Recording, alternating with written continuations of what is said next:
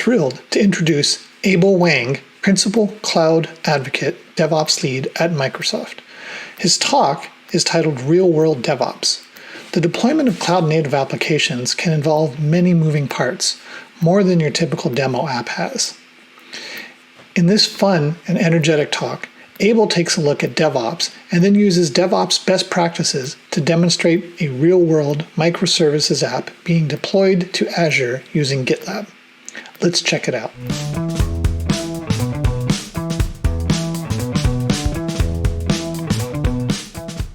Good morning, everyone. I am so excited to be here today talking to you all about real-world DevOps. But before we begin, I wanted to show a real-world problem I ran into this morning. Check this out. So before I do any of these types of demos and shows and stuff, I always check my demo, make sure everything's working. So I jumped over to my demo site, and yeah, this is what I saw. Not great, right? But I'm trying to figure out what went wrong, and I figured, okay, everything that I'm doing, it's all hosted up in Azure. Let me jump into Azure to take a look. So here is my Azure subscription, and there should be a whole bunch of resource groups with like Kubernetes clusters, databases, all sorts of stuff. There's nothing in here except for like a temp resource group. So yeah, somebody probably went in here and deleted my entire demo out of my Azure account. Not good, right? Of course, that idiot was probably me. I was cleaning up my subscription the other day, and I might have just gone in and blew everything away. So normally I should be panicking, right? But because I used real-world DevOps principles for my talk, I should be okay. So in theory, I should be able to go back to GitLab. I should go into my CI/CD pipeline. And from here, assuming the gods are good to me, I should be able to kick off my pipeline. It will build my application, all the pieces, and deploy everything. And by the time I'm done talking, hopefully everything will be ready, right? So let's go ahead and kick it off. We'll cross our fingers. And while it's running, we'll go ahead and go on with my talk, because what could possibly go wrong? All right. So quick introduction before I begin. My name is Abel. I'm a principal cloud advocate and also the DevOps lead here at Microsoft. I've been writing code forever, but I am super, super lucky because I do lead a team of 5 DevOps practitioners, and our sole charter is to help everybody get into Azure using DevOps best practices. Now notice, I didn't say you had to use Microsoft tooling to get into Azure, right? Because Azure is an open system. You can literally use whatever tooling you want. You don't have to use Azure DevOps services or GitHub or whatever. In fact, I'm doing everything with GitLab. Why? Because the tooling's awesome and Azure's open, so I can totally use GitLab to get into Azure. So if you have any questions, we're a resource. Please do use us. Don't email me, though, because I don't really read my email a lot. So I'm probably maybe 2 or 3 weeks behind. But I'm on Twitter all the time. So if you tweet at me, I will see it immediately. You can even hashtag it LOECDA. That will literally light up a team room. We will see it. I will answer your questions. And if I can't answer your questions, I will find the person at Microsoft that can. So we're a resource. Please, please do use us. All right. So before we can talk about what real-world DevOps is all about, what is DevOps, right? If you ask 10 different people what DevOps is, you're probably going to get 20 different answers. So let me give you Microsoft's definition. For us, DevOps is something very, very specific. DevOps is a union of people, process, and products to enable the continuous delivery of value to our end users. Now, I said this really carefully because every word here has meaning. Notice I didn't say continuously deliver code, right? Because what will that give us? Piles and piles of code sitting on some source control system somewhere. Who cares? It doesn't do anybody any good. And notice I didn't even say continuously deliver features, because I could be delivering feature after feature, sprint after sprint. But again, if this is not what my end users need or want, why am I wasting time doing this, right? We have to continuously deliver value. Now, some of you might be thinking, why do we even care about that? Why should we do that? Well, let's get real for a second. Here's the thing. If you don't adopt DevOps best practices, Your competitors, they either have or they will. And once they do, they will out-innovate you. And when that happens, bam, you become obsolete. And no one wants to be obsolete. Now, this isn't just DevOps theory that I'm talking about. We've been doing this long enough now that we have empirical proof that shows beyond a shadow of a doubt that teams that adopt DevOps best practices absolutely out-innovate teams that don't. So this is why it's so important to adopt DevOps best practices.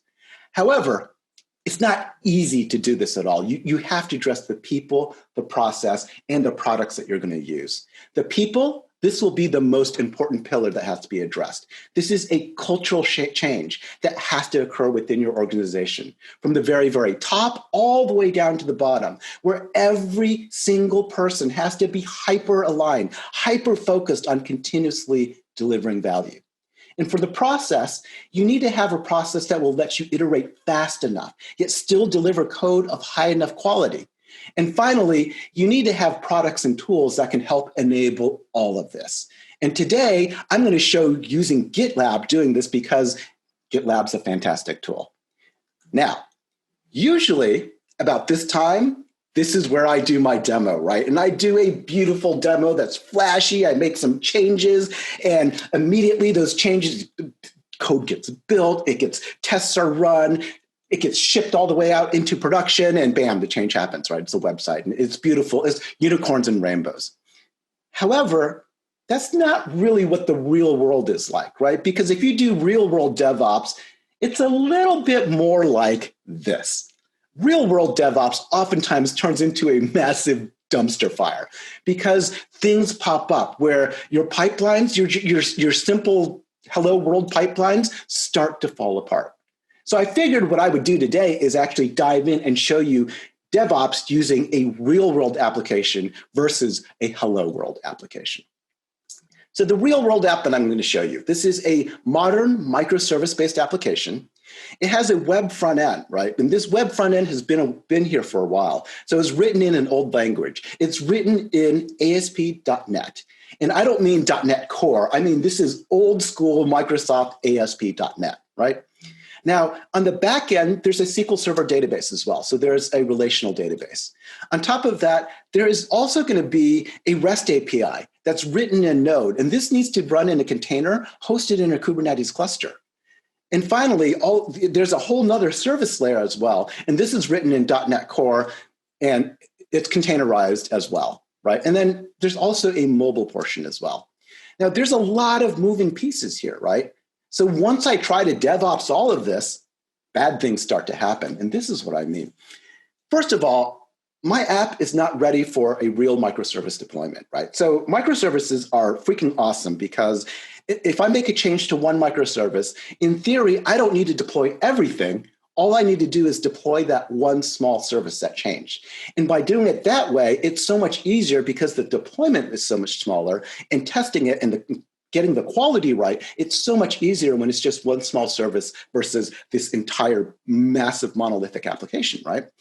So I was like, great, I'm going to build out a bunch of these little tiny pipelines and they'll be great. The problem is that only worked 2 times, and then bad things started to happen because I forgot that when I teased apart my monolith, my services still had dependencies, right? Service A depended on service B. So because of that, the order that I deployed my application or my services started to matter. And it got even worse because I had the scenario where service A depended on service B that depends on service C that depends on service A. So that, oh, crap.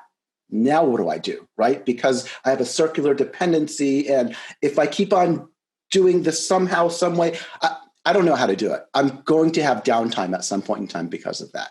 So that's a really big problem, right? The other problem that I have is the infrastructure that I'm trying to spin up is really difficult to configure and to spin up. It's just hard. It's a lot of stuff, right? There's an app service in Azure. I need a SQL server. I need Kubernetes clusters. I need storage. I need functions. There's all sorts of moving pieces that I need to provision and configure. So that's a huge pain. The other thing that I'm having problems with is that my microservices are getting very, very difficult to join up. I have a bunch of microservices on the back end, right? And immediately I started running into CORS issues. where, well, I could get around it with using code, but that's kind of a pain too. And of course, I have things like a SQL Server database. I have a relational database. So now I have to worry about like database DevOps and mobile DevOps. And how do I maintain quality in my pipelines and security? And on top of that, since this is a real world application, I have to worry about things like DNS and HTTPS as well. So how do I fix all of these things? And the answer is, dun, dun, dun, my beautiful pipeline that I can use in GitLab. So enough of me talking, let's take a look and see what actually happened with my deployment. Oh, look at that. It actually deployed everything. Awesome. So it looks like we're good. But before we dive into this crazy pipeline, well, you know what? Let's just dive into this crazy pipeline to see what's going on. The very first thing that I do in parallel, I start building up all the pieces that I need. So I build up my web application. I build up my applications that needs to be deployed in a Kubernetes cluster. And I also build this weird thing called infra tools. What's infra tools? We'll dive into that a little bit more. And once I do that, then I start deploying all of my pieces out. Now in GitLab, the way that you define your pipelines is by using YAML. So let's jump into my editor really quickly and we can see exactly what I'm doing. So the very first thing that I do is I define all the stages that I have. And then from there, I have some variables that I use throughout this entire process, some service principles. I have my secrets stored inside of the secret section in GitLab as well. And like I said, these are just variables that I use throughout my entire pipelines. I also wrote some scripts, right, that I'm going to be using throughout my pipeline as well, including things like getting my secrets from Azure Key Vault, where I store all of my secrets. And I wrote this in both, here's my Key Vault using Bash as well, because I'm using both Windows runners and also Ubuntu runners to build and deploy my application. Because for instance, like an old school .NET application, the only thing I can build it on is a Windows server, right? So I needed to make sure I could use both Windows and Ubuntu runners. So I have a couple of different scripts I can do. I can log into Bash using Bash. I can log into Azure using PowerShell as well. And finally, I build my web and I build my database as well. So when I first looked at GitLab, I wasn't super familiar with it, but it was pretty easy because the way that you set up your YAML is basically you just start scripting it out. So I'm like, cool, I can do Bash, I can do PowerShell. How would I do this pipeline using the command line? Let's just dump all that into this YAML file and bam, magically it worked. So I built my web application, web front end. I built up my database projects and hooray for that, right? And I do the same thing with my infra tools. What are infra tools? These are inline tools that I need to help me deploy the rest of my application, right? And I can dive into that in a little bit more detail later. I build up my application for my API layer using Kubernetes, right? So this is basically, I'm just building this as a container for now. And then we'll use Helm to deploy it later. And then I start deploying my application, right? I deploy my database. This is actually kind of neat. The way that I deploy it, I could have scripted everything just in here, but I already had PowerShell scripts that did everything for me. So let me go ahead and show you what I mean. So here's my PowerShell script. It's not, and you can do this in Bash as well, right? I've written everything in Bash as well. But I did it in PowerShell because I do come from Microsoft. First thing that I do is I pass in a whole bunch of parameters that I need.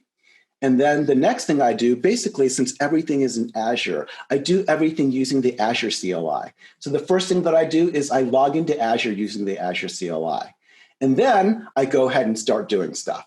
So what do? I first create my resource group in Azure. I create my SQL server in Azure. I start configuring my firewalls and things like that as well. And as I was doing this, I thought of something too, which is, hey, if I'm running this and there is no data in my database, clearly something really bad has happened, right? So if that's happened, why don't I do disaster recovery from within my pipeline? Because if you store your data in Azure SQL, it automatically takes backups for you and sticks it into a long-term storage. So all of this nonsense that I'm writing here, basically it's just saying, hey, grab the long-term storage backup and restore your backups as well. So my pipelines, not only does it provision everything, it also does disaster recovery. Let's jump back to the pipeline so you can actually see what's going on, right? So I build up my application in parallel, then I fan back in and deploy the infrastructure tools that I need to help me deploy the rest of my application. I deploy my database and restore from backup if I need to. I go ahead and deploy my Kubernetes cluster or provision my Kubernetes cluster and then deploy my application using Helm. And then I go ahead and deploy my web app as well, right? So I'm starting to deploy all these different pieces. And because this is a real world application, I can even set my DNS. So what is DNS? My DNS is held in Cloudflare, right? Cloudflare has a full set of REST APIs that lets you manipulate it and do whatever you need to with it. So in my YAML, I just call the REST API to set my DNS settings. So in theory, it should set up my DNS within my pipeline as well. The next thing that I do, let's skip the check DNS for a second and look at why am I deploying this front door thing. Front door is an Uber load balancer that sits in front of everything. So I needed that, but front door has a really quirky problem as well, which is I cannot provision and configure front door until the DNS settings that I need has propagated all the way down locally. Why? I don't know. This sounds absolutely ridiculous, but that's why I added in a whole nother stage here where I check my DNS settings and I wait here until my DNS has actually propagated from Cloudflare all the way down to my runner. And when that happens, I go ahead and provision and configure my Uber load balancer. And then from there, I set up HTTPS as well, because again, real world application, we have to have HTTPS. And when that's done, I go ahead and run a whole series of Selenium web tests to make sure my application is up and running and good. And if I look at this, it seems like it's running okay. It seems like everything's good. So maybe we should test it out and see what's going on, right? If we go back to my Azure resource group and we go ahead and refresh this, bam, look at that. It's already created a whole bunch of stuff for us. If we go into my Mercury Health resource group, we can see all the resources that it created, which is a lot, right? I've got an app service that's running my front end. I've got application insights to collect telemetry while people are using my application. I have Front Door, which is my Uber load balancer. I have my container registry, which holds the built images for my containers that I build throughout my application. I have my database, I have functions that I use, I have storage, and I even have my Kubernetes cluster. So remember, we started with nothing at all. But because I use DevOps best practices, using infrastructure as code, I can start from nothing, kick off my pipeline, and it will provision and configure everything that I need.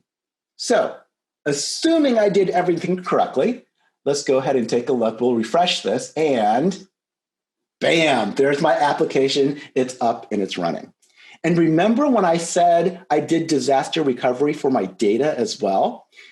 Let's go ahead and look at what I've been eating. If I did disaster recovery correctly, there should be stuff here. And if I didn't, it's going to be an empty table. So we'll go to the nutrition section and yes, look at that. It did disaster recovery. One last thing that I wanted to show. Notice this little lock sign right here. That's because I set up HTTPS within my pipeline as well. So that means I had to download my certificate, upload it to Azure. All of those things can be done within your pipeline. And the last thing, if you look at this URL, /dev.com, it's just a normal .com URL because I set up DNS as well. This isn't some weird Azure URL, raw URL, right? No, I set up DNS as well. So this is a real pipeline that did absolutely everything for you. So the takeaway that I wanted everyone to have is not even necessarily, oh, Azure's awesome or GitLab is awesome, which they both absolutely are. But the takeaway that I wanted everyone to walk away with is that DevOps can do everything for you. If you use DevOps best practices, you can have incredibly resilient pipelines. And you can do what you can do in your pipelines is way more than you can imagine. Really, your imagination is the limit. So everyone out there, go check out GitLab. It is a very flexible and powerful tool. Of course, I work for Microsoft, so I want you to check out Azure as well.